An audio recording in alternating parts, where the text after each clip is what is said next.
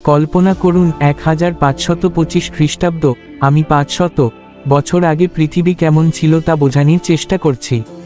ভিডিওটি খুবই আকর্ষণীয় হতে চলেছে। চলন হারিয়ে যাই একটা গভীর কল্পনায়।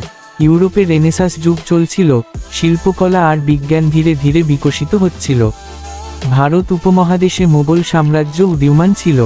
আমেরিকা মহাদেশে তখনও ইউরোপীয়রা উপনিবেশ স্থাপন শুরু করেছে।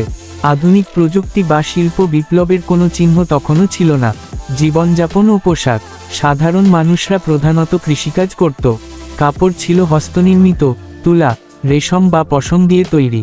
পোশাকে কোনো ফ্যাশন ট্রেন্ড ছিল না, বরং সমাজের স্তর রাজা, অভিজাত, সাধারণ মানুষ অনুযায়ী আলাদা হতো। খাবার, আজকের মতো ফাস্ট ফুড বা প্রসেসড খাবার ছিল না। মানুষ শাকসবজি, ডাল, ফল আর স্থানীয় শস্যক্ষেত।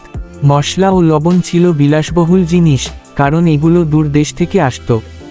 সমাজ ও পরিবার ছিল যৌথ পরিবার কেন্দ্রিক।